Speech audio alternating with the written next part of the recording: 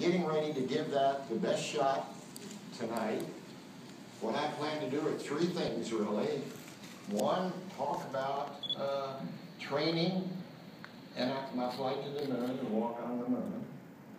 And then talk a little bit about, this is only if the audience is nice, by the way. If you laugh at my jokes and things like that, I'll do it. Otherwise, I'm not.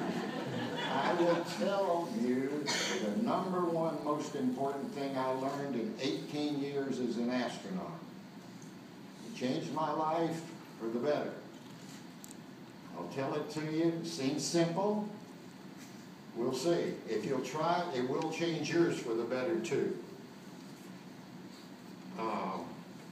All I'm going to say tonight has to do with how special we are as human beings, how blessed we are to be human beings.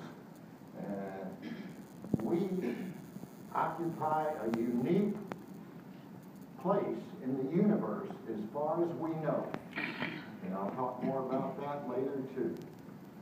We're human beings. We're special. If anything is going to be done in this corner of the universe that we're in, and I know David is an astronomer, Earth is over in a small corner of the universe over here. If anything is going to get done, it's going to be humans that do it. We are the dreamers, and we are the doers. So I'd like to think about things that way. I'd love to talk about Apollo, because Apollo was an impossible dream achieved by ordinary human beings that were willing to dedicate themselves for a period, 400,000 of us, for a certain period to achieve an impossible dream. Now, they weren't any different than the people in this audience right now. I can remember going to early meetings and looking at the people in the audience, engineers that were going to get us to the moon. And I thought, these people aren't any smarter than I am. And that was scary, because I had never achieved an impossible dream. I'd never done anything extraordinary. I'd just been an airplane pilot in the Navy. Here I am flying a T-38 over the Johnson Space Center. You can see it in the far distance. The reason I came aboard, like all other astronauts, it turns out that flying spaceships, the closest analog to that is flying high-performance airplanes. Now you might say, well, why didn't we get some race car drivers? Well, they're great, they're brave, they're skilled, but they're not skilled in operating airplanes.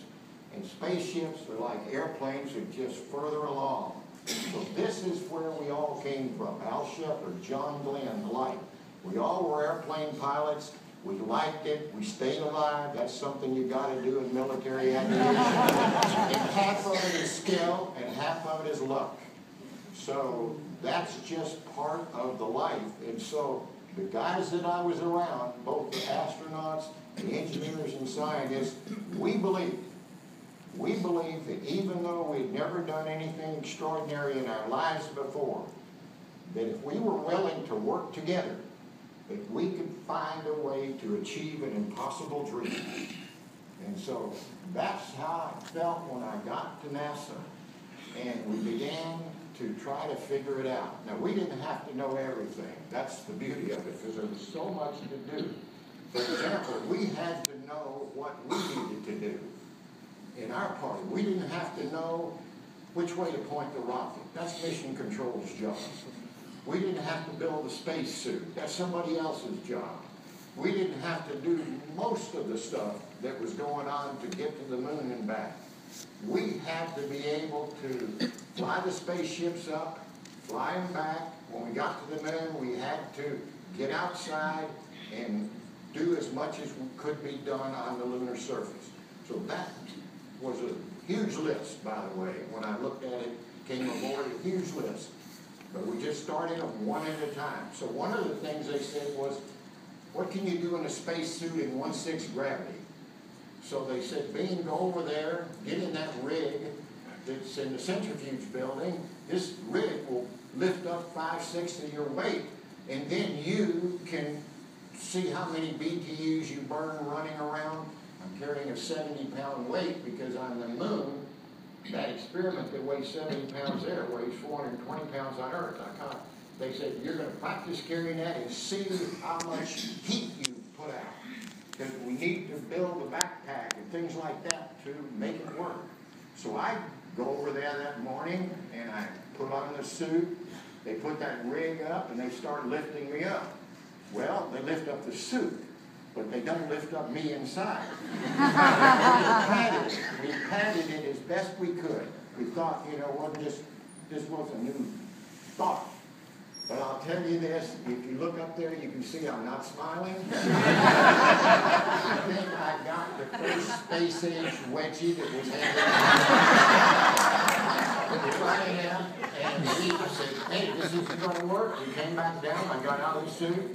We knew we couldn't do these things from where we were to an impossible dream. We were going to have to figure it all out, every part of it. So I got out, we started talking about it. People said, let's pad it this way, that way. We tried it, still didn't work good.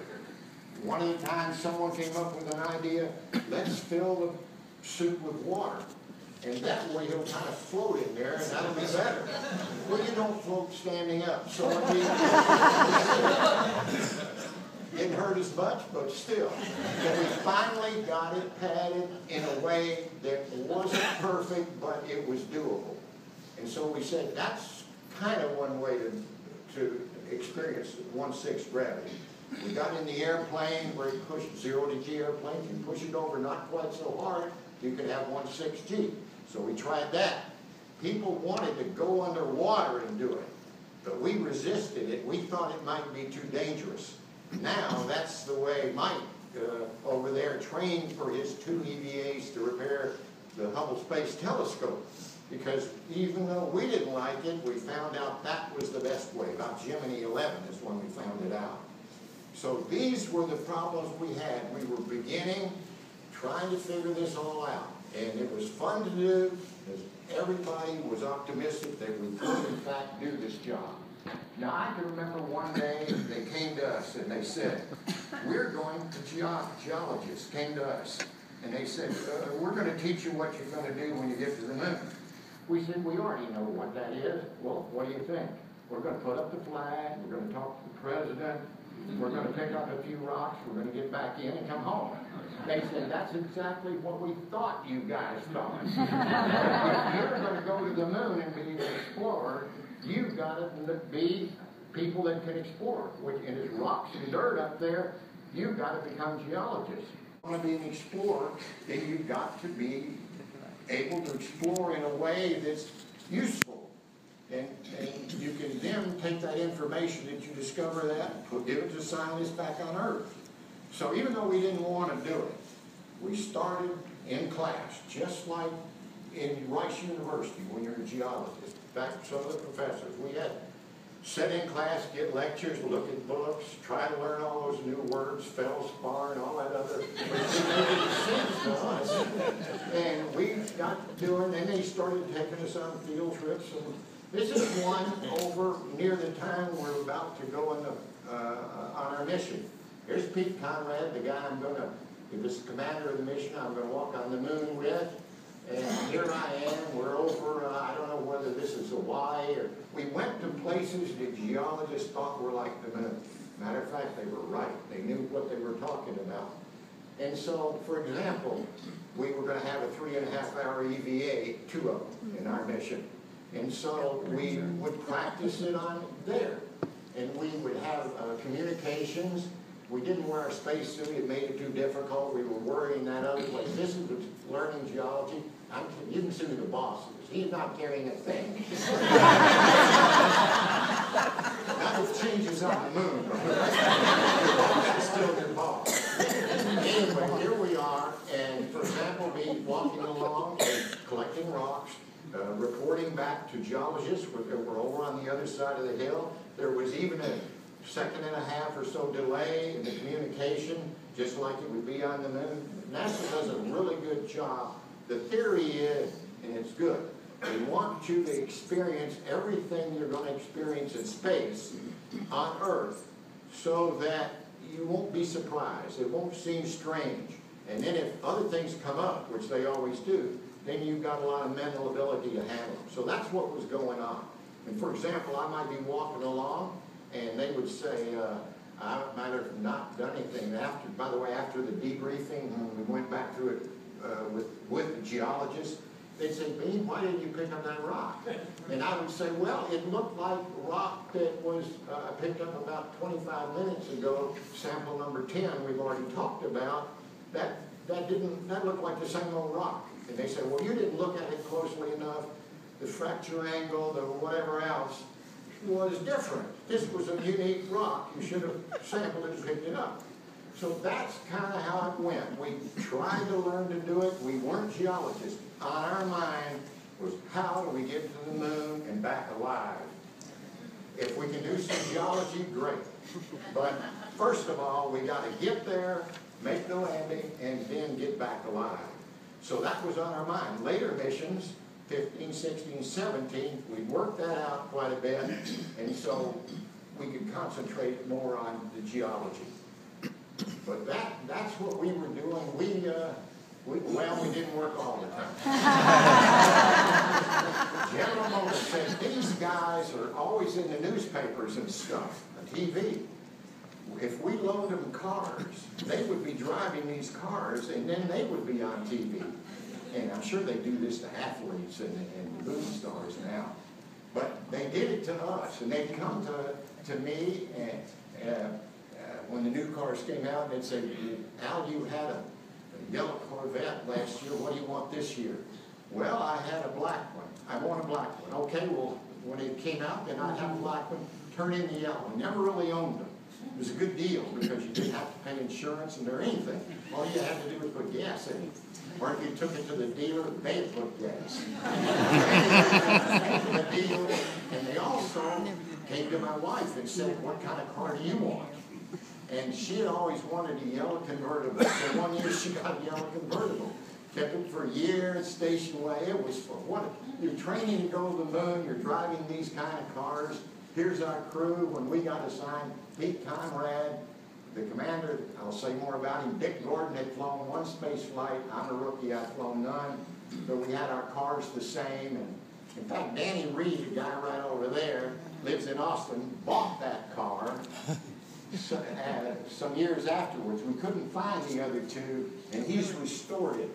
And it looks a lot better than when I was driving.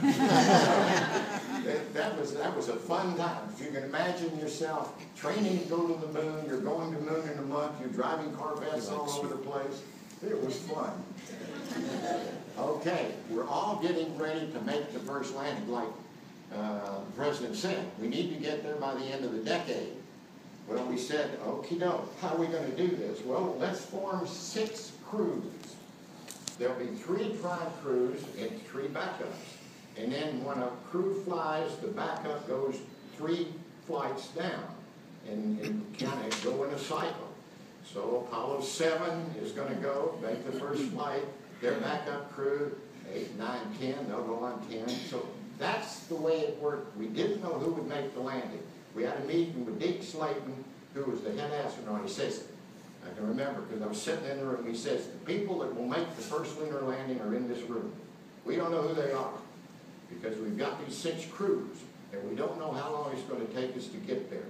But we're going to make the first try in July because if we don't make it, we've still then got 2 other periods because we could launch every 2 months. So we're going to go in July. If we make it, that's great. If we don't, then the next crew goes then 2 months later, the next 2 months, September, November. That was the plan. Okay, so we do the early ones. July rolls around. Apollo 11 crew gets the first shot at it. Here they go. We've done all we possibly could in the time. We didn't know how a lot of things were going to work. They were going to work as best we could figure out at the time. And lo and behold, there's Buzz Aldrin on the moon.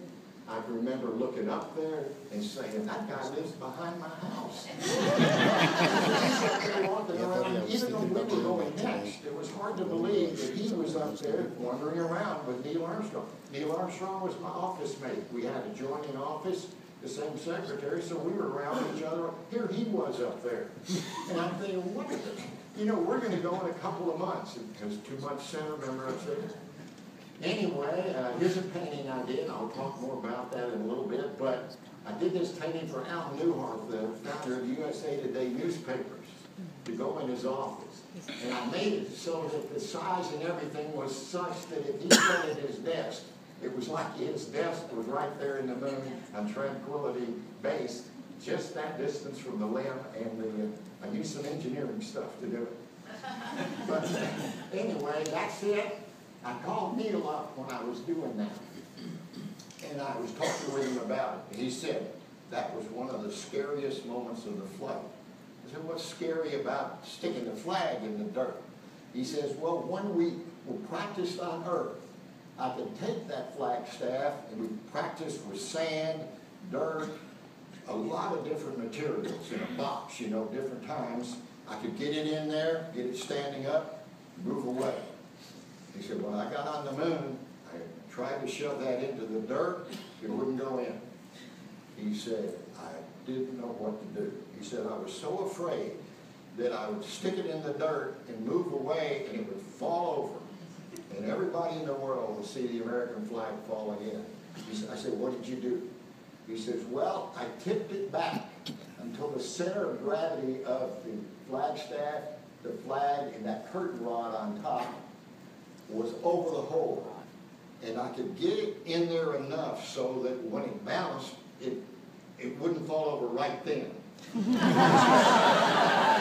he said, without any wind up there or anything like that, if you just get it balanced once and get away from it, it isn't going to fall over. So he said, that's what we did. Buzz, the little curtain rod wouldn't come out on their flag. And Buzz is trying to pull the curtain rod out with that bottom of the flag. Anyhow, Neil says, quit pulling on it, Buzz. And he did, because they figured that little rod wouldn't come out. And he got it in there. Incidentally, NASA, the way they do it, we go up, they take that flag, they change it, they make it, kind of cut it in half, made it attachment. So when I took out the bottom half and used my hammer and pounded it in, so it was down in the dirt, and then Pete came out and stuck the flag at the top. So these are just minor things. There were all sorts of, well, Apollo 11 comes home.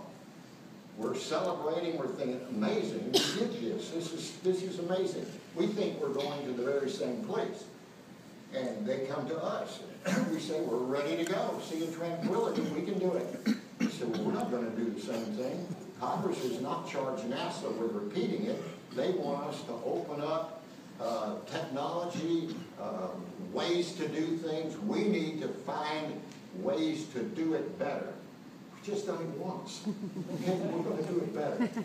And that's what bosses are for, incidentally. They can see better than you can. I can remember when they told Pete, Dick, and I that we were going to make a pinpoint landing right near that surveyor similar spacecraft, and then we were going to go over and cut off the camera, and we're going to do some other things. We knew that Apollo 11 landed within a kind of a 4-mile diameter circle. We didn't know exactly where it was even then, and we didn't care, because that important thing was to get there, pick up some rocks, do the ceremony, and come home. So suddenly, we're going to land right near this dude, because later on, geologists wanted to land near craters, they wanted to land near rills, and all that sort of stuff. So anyway, that was the game. And so we said, I don't know if we can do this, but just like I said about geology, we had to get our heads on right. And so after 2 or 3 days, we quit saying, how are we going to do this? We can't do this. We quit saying that and said, how are we going to do it?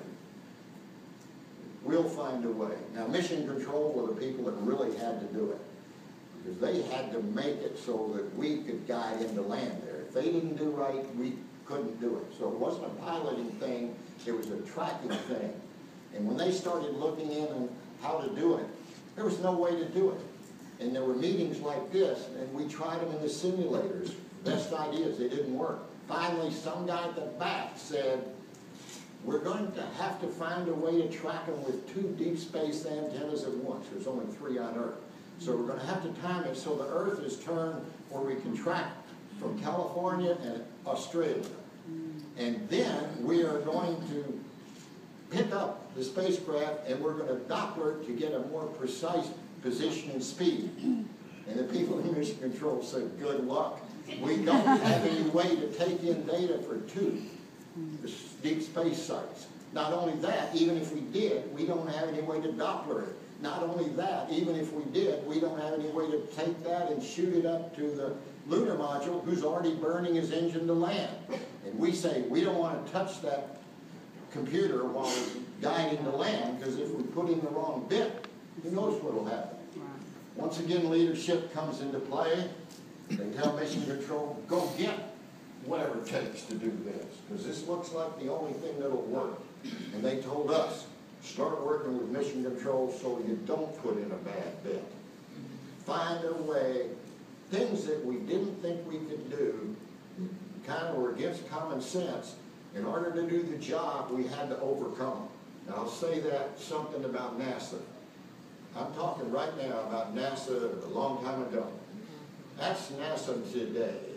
It's hard to tell it because the flights seem so much the same. But they're not. They're all different. They're all a step forward.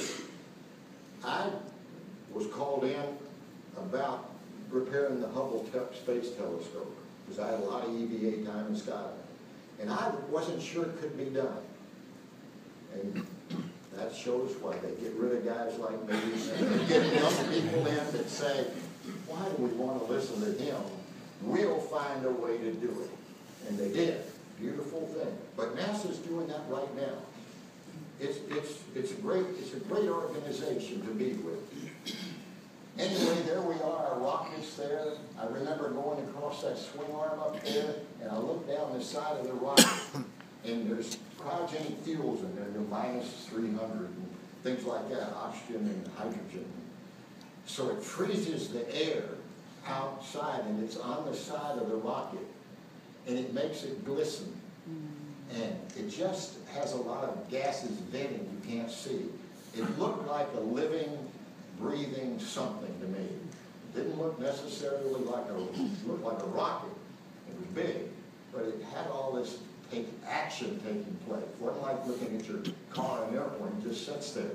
This was an amazing piece of hardware. Every time I look at it, I think of Werner von Braun. He was the genius of the Saturn V. He had a sign on his desk. Late to bed, early to rise.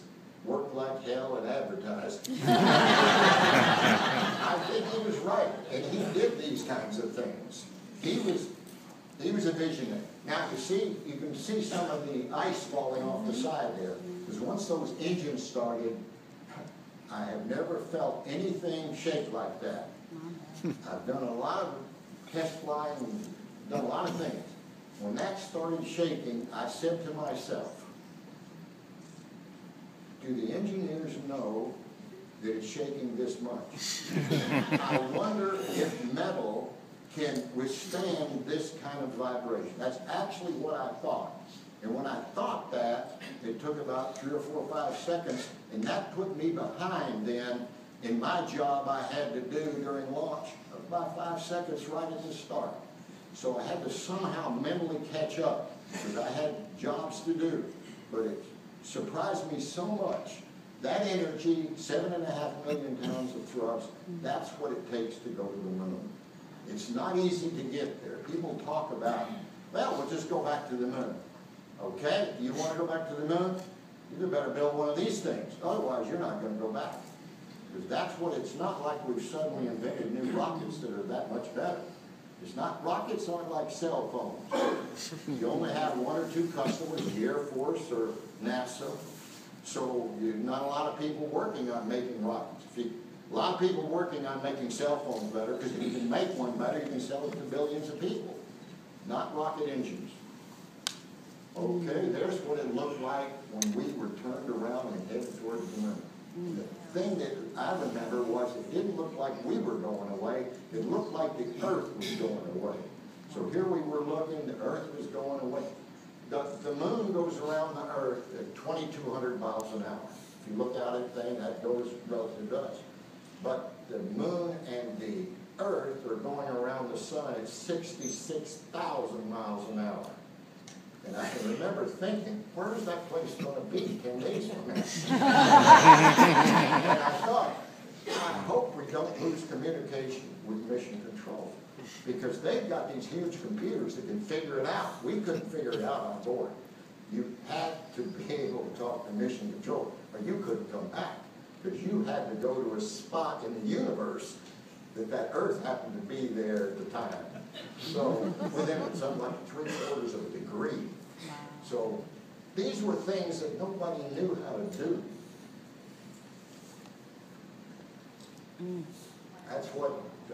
That's a painting of mine, by the way. That's what the Earth looked like from around the moon. I left the space program back in '83 after I had flown 2 missions. I was training to fly the shuttle, and it just looked like it would be a lot of fun, good thing to do. And I looked around the office, and there were a lot of young men and women there that could fly the shuttle as good as I could or better. And I said, you know, I care about art. Maybe if I can learn to paint well enough, I can tell some stories that would get lost in history forever if I didn't tell them. And so this was a huge decision for me on whether to stay, because I'd built my early life on becoming an astronaut, and suddenly I'm saying, I think I'll change this to this way, because I'm unique that way and needed to do a job. I feel this duty a lot. I'm a duty guy, and I feel it's my duty to try to do these things. So I left a job I love with the idea that I'm going to show images, tell stories that'll get lost. I think, wouldn't it be nice if Columbus had some artists along with him? It would be wonderful. He probably fell out of the boat. They could record it. See, we don't do that. So that was my thinking. Now, it doesn't replace the TV or the movies or still photos we did. It's just another way to celebrate. Another way to celebrate one of the great human achievements in all history. One of the great ones. Here we are coming into land. I'm out looking out that window over there. Pete's looking out that one. I'm really using the computer and helping him. He's looking out the window, looking for the crater that we're going to land. And I can remember looking out the window the first time we pitched over. I looked out the window and I said, there's no place to land. There's just so many craters, so many more craters than there was in the simulator. Where are we going to land? And I felt my heart rate go up. And I said, I cannot perform well if my heart rate is up. And so what I did was look back in and look down at the computer. When I did that and didn't look out with my peripheral vision, it was just like the simulator on Earth. And so I looked in there and gave Pete some information, checked the antenna, did some other things that I'd done in the simulator many, many times. And when I could feel my pulse rate go down, I didn't want to miss the landing, so I looked out again. And this time I was a bit less excited. Third time I looked out, it wasn't a problem. So one nice thing about being human, we can acclimate to different things. And that's just what was going on there. I can remember the first time, hey, maybe it would have been a good idea to really do this in a hangar in Arizona. It was a lot easier to do. So, but I dealt with it. Came in, we found a place, we landed. Pete was going to land on the near right corner of a crater that we thought surveyors had. Couldn't see it yet, it was in the dark because the sun wasn't high enough. And he got down there and there were a bunch of boulders, and so he overflew it and landed on the far side of the crater. And that's where we are, that's me. That's Surveyor Crater right there. Surveyor is right over here. We did, in fact, Mission Control did put us in the right spot. And the first thing I did, now when you go to become an astronaut, you train for about a year, you're kind of an astronaut candidate. I don't know what it is now, Mike, but then it was about a year. And they give you a little silver pin, and you wear it in your lapel. And so I had that little silver pin in this pocket right here. And so the first thing I did after I got my balance is I walked over here near the crater where I could see Surveyor. And And there's a painting I did. Here I am, here Pete is, and here's this pin. I took and threw it.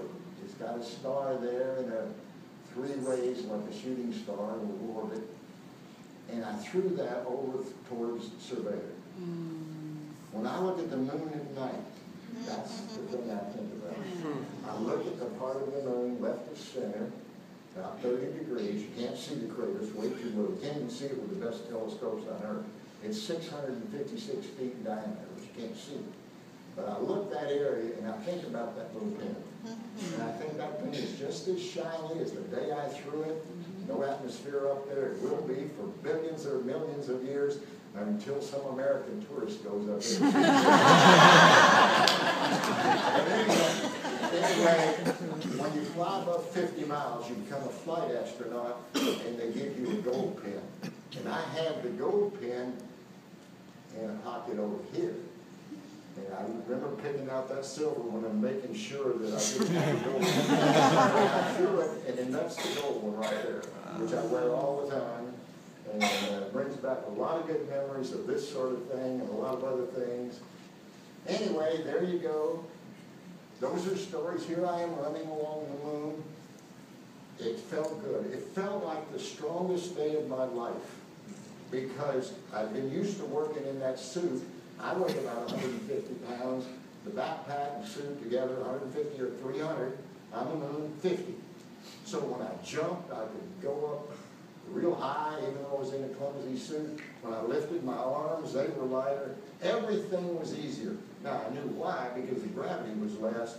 However, when you're working, you're not thinking about it. So it was just fun. People are going to love to go to the moon on vacation. I'm not going to go do it now because it's too expensive. But someday, breakthroughs will be made in propulsion and other things, and people will go there, just like we go to Europe for a week vacation. We haven't been to London lately, so let's go over there. Things like that will happen, but they're a long time off. It's going to take a while before technology, imagination catches up. But they will. It'll just take time. I had to look where I was going always. It's not like laying on the beach or something, because you can't step in little craters, they're all around, and you can't step on those rocks, because if you do, you could twist your ankle, and you definitely don't go near these craters. That crater is probably 3 billion years old, so you don't know whether if you stood there it'll give off, or maybe you could go stand there or there. If it ever gave way and you went down, you would not come out. I can remember on Apollo 16, they visited the deepest crater that was visited in Apollo. And they kept wanting John Young to go over and look at the bottom. I talked to John Young when he came back. He said, I wasn't going anywhere near you. He said, don't the bottom of craters look the same anyway? It was fun. Here I am. I'm carrying out those 7 experiments. That's a nuclear power package right there that creates heat. And then that's 6 experiments. And they weighed 420 earth-pounds. I couldn't pick them up, but they weighed out 70 pounds that I was practicing.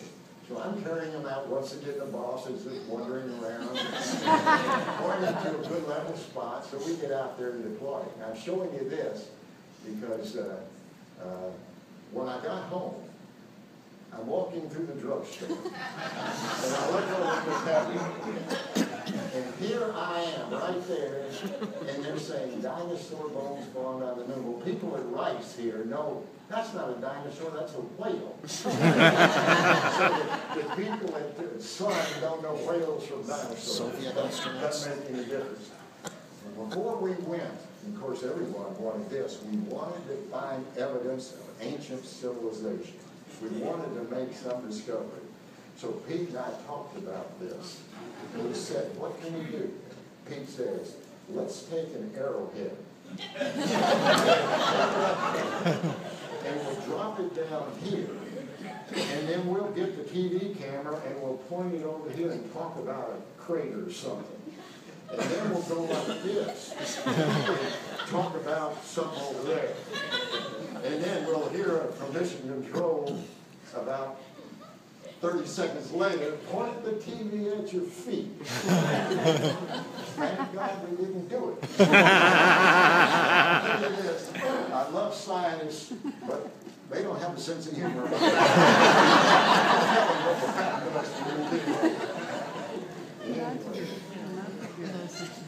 Here we are, we got the surveyor. We cut off the TV, like I said, cut that off, brought it back. We weren't required, but we cut off that scoop and brought it home. There was still dirt in it. And some other things, some glass reflecting. We did what we were supposed to and brought it back home. I had an exhibition at the Air and Space Museum at the 40th anniversary of Apollo 11, that would be 2009. And right across from a painting, like maybe it was this painting even, I don't remember. Right across from one of my paintings, under a plexiglass case on a pedestal, was that TV camera. Right there. The very one that we're looking at painted was back on Earth, and it was there in the exhibition. And one of the things they wanted Pete to do first, and I had to photograph him, was go over. They wanted to see how much dust had collected on the mirror that the TV used. And he went up and made a mark on it with his finger, so that by the time he got back to Earth, I photographed it, it might have changed. And I looked at the TV mirror, and that mark was still there. Wow. They'd taken some samples, but they were very careful not to touch that finger mark. People are good about taking care of it. Here we are, helping hands. One of my favorite paintings of Pete and I working together. You have to learn to work together. Everybody thinks they can, but not everybody really can. You're working with each other, you're working with mission control, you're working with the geologists, all this. It's a big team, and you've got to learn to work together. It's hard to do. I remember when Al Shepard, Apollo 14, hit this golf ball. I remember being in mission control and he hit that golf ball, hit two of them. And I remember thinking, why is he wasting time like that? Why doesn't he go collect more rocks? You know, I was thinking. And it took me maybe a year or so later when I began to think about it. And humans aren't all about work. We're not. We're about other things. And I began to realize that this was a really good idea, a good thing to do. So I go to Pete and I say to him, why didn't we think of something like that? He said, we're going to play golf. Well, we could have done something. We like football. If I could go back to the moon, anytime rather than anybody else, I'd take a football. Now, here's what artists can do. Here's a painting. Football. There's Pete. He's over there. He's the quarterback. He's throwing it. I'm running over here as a wide receiver, and supposedly I'm going to catch it. In real life, no telling where. By the way, before I did the painting, I made sure with a pressurized glove you could, in fact, throw a football if you had one. Someday, when they go back to the moon, they're going to take a football, a soccer ball, all this stuff, and do it. It's going to be fun. People will love watching it on TV, and they'll collect the rocks too. So it's good. We didn't see it that way. We were tunnel vision. Mural that I did for Space Center Houston.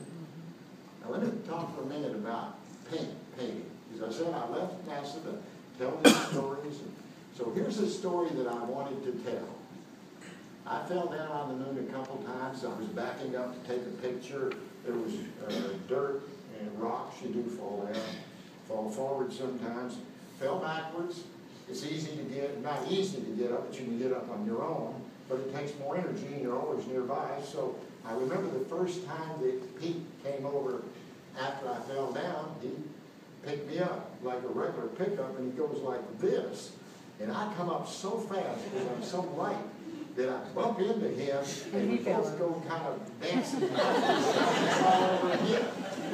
And so the next time I came, he comes over and he puts out one finger, and I put out one finger, and he lifts me up. So that's the story I want to tell. And that's the story. I build the models because that's the only way I can get the light right, the shadows right, When you invent stuff too much as an artist, other artists say, he didn't do that, he just invented it in his head. It doesn't look right. Because you can't imagine the ways these shadows are cast. You just can't. You try, I've tried it for 33 years, it's hard. You build the models, you light it exactly like it was on the moon at the time, I know how to do that, and then you end up with that. Before I do a painting, I get some texture in it. That's a moon boot, and I make some texture in the material there. There's that. Here's some texture I make with my hammer that I talked about earlier. Here's some texture with the core tube bit. This right here, when I started doing that, they had sent our command module up to a museum in Kansas, Cosmosphere. So the director called me up and he said, by the time this command module got here, it had been shaking a lot on the train and then and a lot of the charred heat shield is falling off. Would you like some of it? I said, sure. So I've got that at home. And so when I first start, I put that in the painting too. So I've got charred heat shield that's in the painting above the texture. And then he sent me some pieces of foil from the command module hatch that we went through to get to the limb. And so I got those, and here's some pieces of those. Now, I wanted, here's my hammer when I'm making those texture marks. Because I always like texture on painting, and then when I thought of using these things, I started using the regular ones that earth artists use. And I said, why am I doing that? I've got moon tools. So that's why these came out this way. Now, I wanted moon dust to put in, but they didn't give us a moon rock. We thought they might give us one to have in a ring or something, but they didn't. And so because there was give away too much rocks is what it amounted to. We couldn't do it.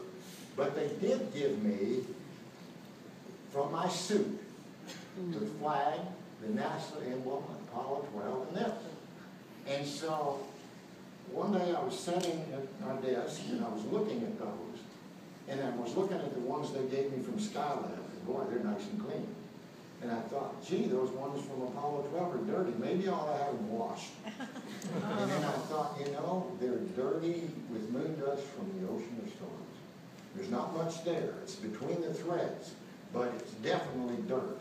If I'm willing to cut those up and put them in a painting, I can have moon dust in there. So that's what I do. You can see how it's now. Now I've already gone past all those stripes. It's kind of like that. Oh, wow. I just hope I can make them last. I've started to use the ones, if I'd known this was going to happen, as I told you, I never thought, I'd gone over to Pete and say, rub some dirt on this. Never thought of it once. But anyway, here I am putting pieces of, you can see, there's foil, there's the dust from the heat shield, charred dust, pieces of patches, there's a piece from Apollo. I don't put pieces this big in because you'd use it up too fast. And there's the painting that I did, and I titled it, He Ain't Heavy, He's My Brother.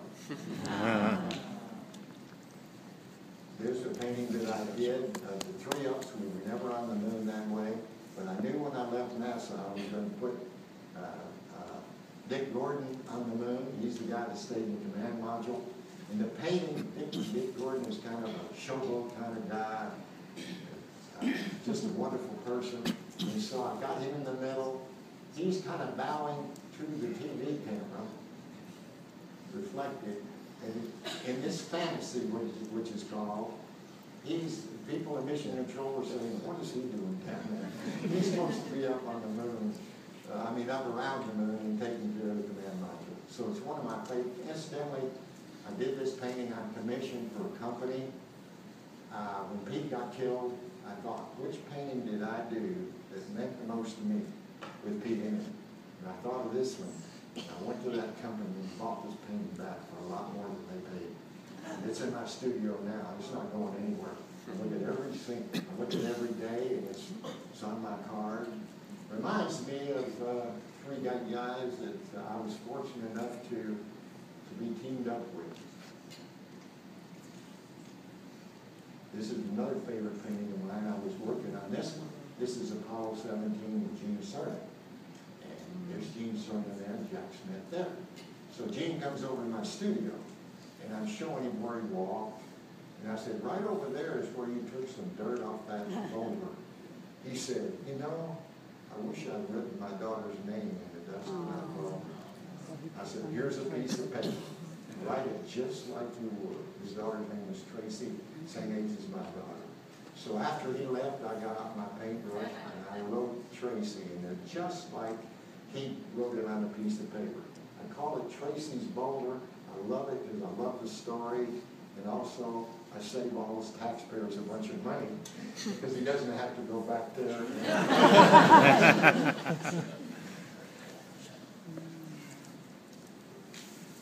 Okay, you've been a good audience. I'm going to tell you the number one thing I learned in 18 years in NASA. One day I'm in the simulator with Pete. We're practicing landing. I'm standing over here right in front of my window. He's standing there next to his window. And we've made a landing, and then they're resetting us. At that time, it took about maybe 20 minutes to reset us with mission control, make another attempt, and they give us failures, and then we'd have to solve them, and whatever.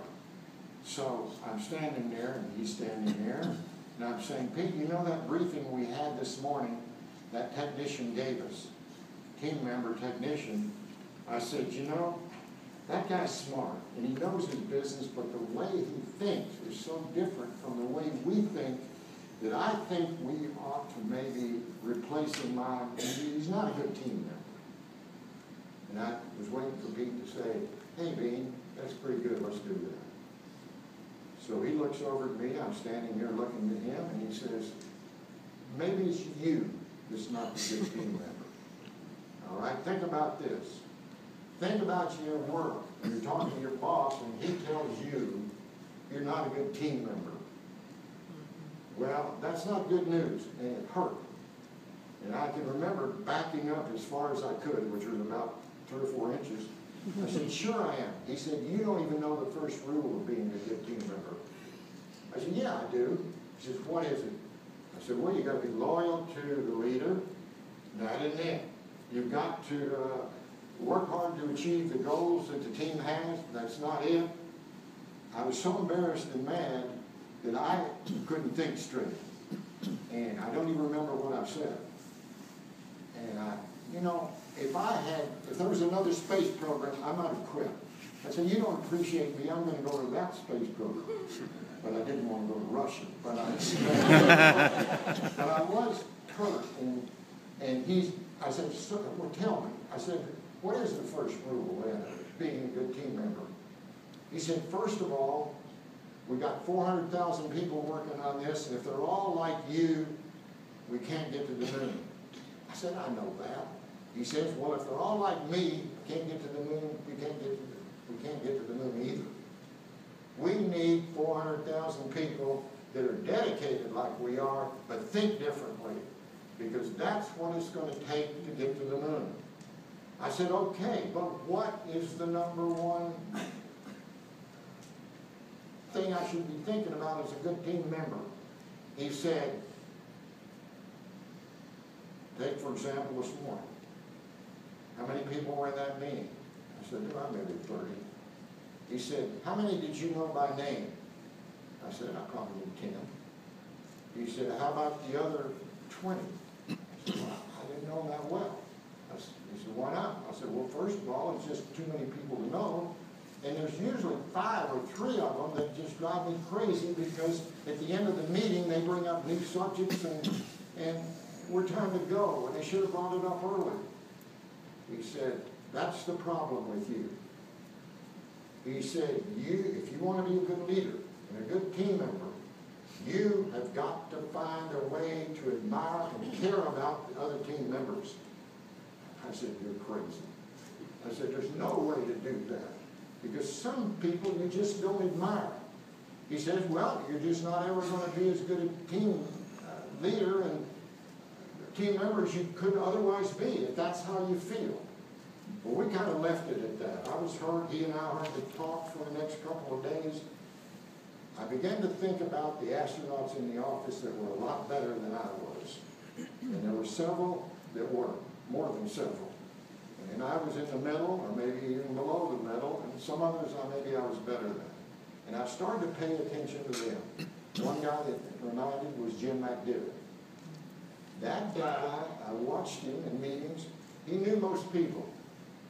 And even if he didn't know somebody, he treated them with great respect. If somebody brought something up at the back, at the end of the meeting, when everybody was ready to go out the door, he would talk with them, try to feel out what they wanted to do, why they said that, try to solve the problem. He wasn't like me at all. And I began to think, you know, maybe Pete is right. Maybe he's right. Maybe it's me that's not a good team member. That changed my life in a way. Because once I began to say he's right, I began to say, I've got to change. I've got to find a way to care about these people I'm working with. I've got to. What I found out is if I didn't know somebody or didn't care about them, I could take them to lunch. After I knew them a little bit, then I liked them. It's just I didn't know these people. I wasn't doing what I should. Now that's how it worked at NASA, but it works good at home. My wife Leslie's right there. She's my #1 team member. If I'm after breakfast, I'm brushing my teeth, and I'm saying to myself, Leslie didn't take that package to the post office. I asked her to take it yesterday, so I've got to take it today. The minute that goes through my head, I said, wait a minute. She's my #1 team member, and I'm thinking non-admiring thoughts, not caring thoughts. And I quit thinking it. And I say to myself, boy, she made a great dinner last night. That was wonderful. That works. That's not easy. What I described to you is not easy. But I do it all the time now. The minute I start thinking something negative about somebody, I say, wait a minute. I'm trying to work with this person. I'm not going to think those things. I'm going to think something else. And it works. But it's hard. That's it. I recommend you try. If you want to forget everything I said tonight, forget it. Try to remember this. Try to do it. Try to do it, especially for children. I do it for. I don't have any problems with my children or my relatives or anything. I don't let myself. If they do something strange, I ignore it and start thinking about what I admire about it. Okay, I won't say any more about that.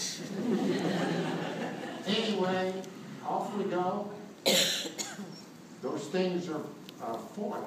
Nobody from Apollo 11 mentioned it. I remember looking out this window and seeing these pieces of foil go out. And it looked like you threw a rock in a pond, you know, and there was concentric circles of this foil going out. And to show you how your mind is so wrapped up in this mission, I said to myself, I hope those pieces of foil don't land on our experiments and change the thermal factors. So here we are, our life's on the line, we're lifting off the moon, got around to the big door, and I'm worrying about thermal factors on our experiments. But that's kind of how your head gets. Great machine. Let me see what time it is. I'm a little bit long. Does anybody want to leave, or am I? Okay, let me tell you a good story. Good story. We're up there in the command module. I'm working the backup charts and the backup computer. Pete's over there working the primary computer, and we're rendezvousing. We're looking up there. We can see Dick Gordon has a bright light. We're going to get to him. He's at 60 miles. We'll probably be there in another 30 or 45 minutes. I'm working hard. Pete looks over at me and he says, hey, Bino, you're working too hard. Why don't you just quit running the backup charts and backup computer? We've got the good primary computer. We're in good communication with Earth. So we're okay. We're right on course. Just look out the window and enjoy the trip. So he never told me this in training. He's a boss. So I said, that's a good idea. I'm looking around. He says, would you like to fly this thing? I said, sure. So he says, okay, you got it. I start to fly. I says, we're going to get off course, off velocity. He says, well, we'll call up a program on a computer, Delta V is called, and it'll measure the velocity in all these directions, 3 directions each way, and you fly it around, and then at the end, we'll put it all back to 0, and that means we're back to where we were pretty much. I I said, okay, I'll do it. And then I started to do it, and I said, mission control is not going to like this. Because they know when they're supposed to be thrusting or not, or how much. He said, don't worry about it. We're on the back side of the moon, and they'll never know.